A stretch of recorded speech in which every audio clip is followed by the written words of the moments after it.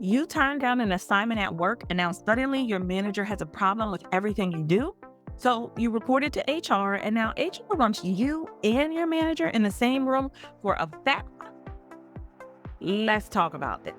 All right. Hey, y'all. My name is Letitia Newby. I'm an attorney and nationally certified HR professional. Welcome back to the channel. So, if you've been rocking with me for a while, I like to pull real workplace situations from social media and break them down from both the legal and HR side. Because people are out here going through things at work and they don't know what they're dealing with. They don't know their right. They don't know what to do next. So, that's what we're going to talk about today. And this situation we have is a good one. And by good, I mean, it made me put my phone down and go, oh, we need to talk about this. Okay. So here's what happened. Someone posted in a thread that I was in saying that they work at a mid-sized company in New Jersey. They've been there for 3 years. They've never had a bad performance review. And according to them, they are a solid employee by every measure.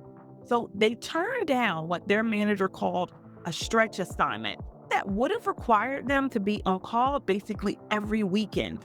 And from that moment forward, everything changed. So apparently the manager started nitpicking their work, making comments like, you're not hungry, or maybe this role is too much for you. And then the manager started asking personal questions about who they live with.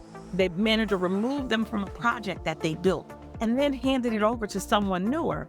So the employee did the right thing. They went to HR and said, hey, this feels like retaliation. And HR's response was, thank you for bringing this forward. Now, a few weeks later, HR has actually scheduled what they're calling a fact-finding meeting. But the thing is, there's no agenda, there's no details, and they want the employee and the manager to be in the same room together. With this picture, what the employee needs to do before they walk into that room, and what you should do if you ever find yourself in a situation like this. All right, let me back up just a little bit and look at the timeline because the timeline tells the story. So the employee had been working at this company for 3 years. There were no issues. They'd had good reviews. And now they said no to something, which is this stretch assignment that would have required them to be working on weekends.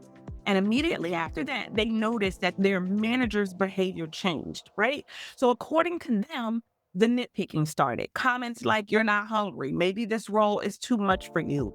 Then apparently there is this moment where the manager pulls them into a one-on-one, tells them that they need to be more available. And then the manager asked who they live with and whether they had distractions at home. Now, let me be clear about something. That question has absolutely nothing to do with their job performance. This is not a remote employee who's working from home. So that's a personal question. And depending on the context, it could start touching on things like familial status, caretaker responsibilities, or even be a way to fish out information related to protected characteristics. At a minimum, it's inappropriate, and at worst, it's evidence of bias. So this is what happened next. This manager removes the employee from a project that they built and give it to someone who is newer to the company. And the reason is the client needs confidence, right? But the employee's numbers have not changed. Their output has not dipped. So where exactly did this confidence concern come from? And I want to say this very clearly. This is not performance management, y'all. This is a pattern, and patterns matter, especially in retaliation cases. So we've been talking a lot about retaliation cases here lately. So feel free to check out some of my other videos where I share more examples of how this shows up in the workplace. Okay, let's get back to this situation. Let's talk about this meeting a little bit because this is where I see that employees tend to make mistakes. So here's what we understand. HR scheduled what they're calling a fact-finding meeting. There's no agenda. There's no details about what's being discussed. And they want both the employee and the manager in the same room at the same time. Now, let's pause for a minute and talk about what a proper investigation looks like. When an employee raises a concern, especially one that sounds like it could be retaliation, best practice is to interview the parties separately. You talk to the complainant first. That's the person who made the complaint. Then you talk to the respondent. That's the person who's being accused. And then you talk to any witnesses. You don't put everyone in a room together and call it efficient, right? You are setting yourself up for a problem when you do that. Because when you put the person who reported the issue in the same room as the person they reported on, at minimum, you create conflict. But in this situation, when it's a leader and their direct report, you create an intimidation dynamic. Even if nobody means for that to happen, the power imbalance is built in. That's your manager. You're not going to speak as freely. You might minimize things. You might freeze up. And anything you say, that manager now hears in real time and can adjust their version of the events accordingly.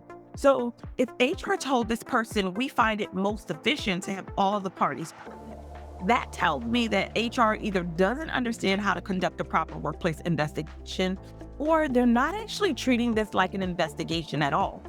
Either way, I see that as a problem. So here is what I tell this employee and what I tell you if you were in a similar spot.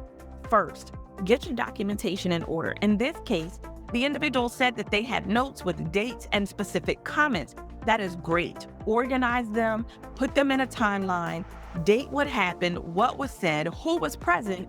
You don't need recordings, but you do need good solid notes. And if they are documented around the time that the events occurred, that's even better. Second, send email before that meeting. And you can send this email to HR and say something like, I want to be prepared for our conversation. Can you share the agenda, the topics that will be discussed, and clarify whether this is an investigation into the concerns I raised? Because now you're putting it in writing.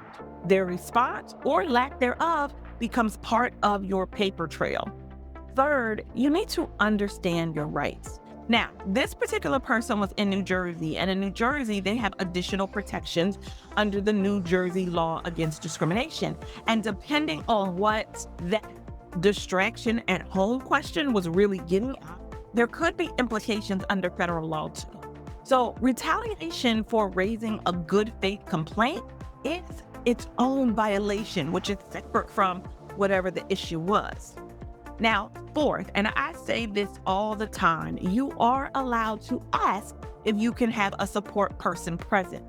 Not every company allows it for non-union employees, but you can ask. And if they say no, note that in your documentation too, okay? So here's what I want you to take away from this. HR is not automatically your enemy, but HR is not automatically your advocate. HR's job is to protect the organization. HR is also an employee of the organization. Sometimes protecting the organization means doing right by you. Sometimes it doesn't. So that's why documentation is going to be your best friend. Not attitude, not venting to your coworkers, documentation, dates, facts, specifics. Because if this ever goes beyond that conference room, whether it's to an attorney, to the EEOC, or even the New Jersey Division of Civil Rights, your notes are what is going to tell this story. And if your gut is telling you something isn't right, I need you to trust it. You don't need to have a law degree to recognize when the timeline of events just don't add up, okay? So if you are dealing with something like this at work and you don't know what your next move, drop a comment below. I read them. I try to help individuals in any way that I can. And if this video helped you see your situation more clearly, like this video and subscribe, because I'm putting out content every week to help you understand how workplace law actually works in plain language. I'm Letitia Newby, and I will see you in the next one.